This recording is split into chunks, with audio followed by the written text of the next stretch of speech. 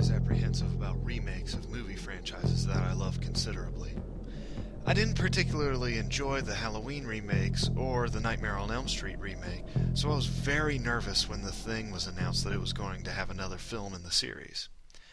I went and saw it the other night, but before I get into how it was, let me back up and address something that's been kind of bugging me. The Thing was a groundbreaking sci-fi horror movie from 1982. The Thing is also a 2011 sci-fi horror movie. The two are connected in that the 2011 movie is meant to be a prequel of the 1982 movie, which is itself a remake of a 1951 movie, The Thing from Another World. That movie is based off of a novella that was published in 1938 by John W. Campbell, Jr., called Who Goes There? The makers of the 2011 movie wanted to make a prequel to the 1982 movie and specifically did not want to remake it. They said that doing that would be like painting a mustache on the Mona Lisa. But here's the big problem. Why couldn't they change the title slightly? Maybe give it a subheading or something like that?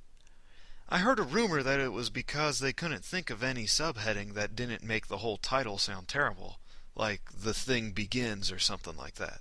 But why not use any of the other titles? Or call the movie something else besides The Thing? They could have used the title from the novella or the 1951 movie, or used those as a subhead so that it could be The Thing Who Goes There. Now, for the purposes of this review, I have to call the movies by the year they came out, just so you know what I mean. That's incredibly awkward, and I apologize, but I will be referencing both the 1982 movie and the 2011 movie in this review, so you better start getting used to it now. Now, on to the movie. Overall, I liked 2011 a lot, but I did have some complaints. Firstly, the good stuff. I felt that the outdoor scenes and the sets all did their part to make the movie spooky.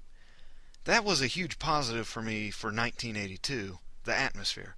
You felt isolated and paranoid.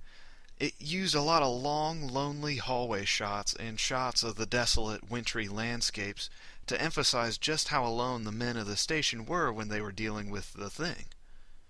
2011 really did their best to emulate that, and did a pretty good job at it too. The characters were all pretty good, and they felt like they had purpose. They weren't just in the movie to be killed by the monster. Like in 1982, the characters in 2011 have to figure out a way to tell who is a real person and who is a thing, and they address this issue in a unique way from 1982, which I thought was pretty neat. But sadly, this leads me to problem number one. In both movies, the premise is that a group of people stranded in the Antarctic discover an alien that assimilates and takes the place of other organisms, like dogs, people, anything organic. This results in the organism being killed, and the Thing takes its place and hides until it has assimilated everything and there is no more threat to it. There are a couple of rules to this.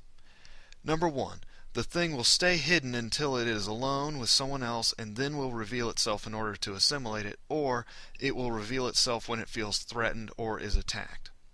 Number two, a Thing cannot replicate non-organic material, so it can't make clothes or anything like that. Kind of like how in the Terminator universe you can't travel through time with clothes or weapons. Number three, when someone is assimilated, the Thing rips through the clothes they are wearing. In both movies, 2011 and 1982, the survivors use these facts to create a test to show them who is human and who is a Thing. These scenes are very effective and they provide some of the best scares in either movie. The thing is, in 2011 there are several scenes where one of the facts is totally ignored. There are a couple of times where someone is shown to be a bona fide, without a doubt, human being, and then minutes later is revealed to be a Thing, and they're wearing the same outfit as before. If they were human and they were assimilated in the minutes since we saw them, how are they still wearing the same clothes? This cannot happen in that universe if we are to trust in the rules that were set out, which we have to do for anything that happens in the movies to make sense. I don't want to spoil when it happens and who it involves, but you should be able to catch it in the 2011 movie if you watch closely enough.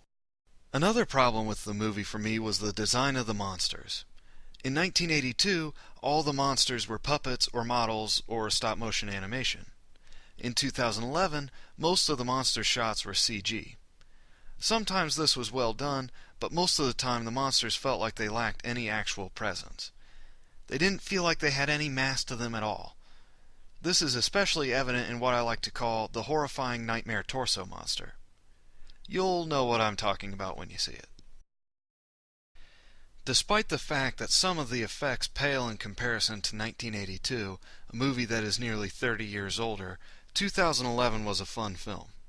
The scares were pretty good, and there were some particularly good performances in it for a horror movie. Sadly, most of those performances were by Norwegian actors and actresses that I can't even begin to say their names correctly, so I'm not going to insult them by trying. The people that made this movie clearly loved John Carpenter's film dearly, and it really shows in the final product. There are a lot of fun little homages thrown into the 1982 movie that you can catch if you're perceptive enough. That's the key word about this movie. Fun.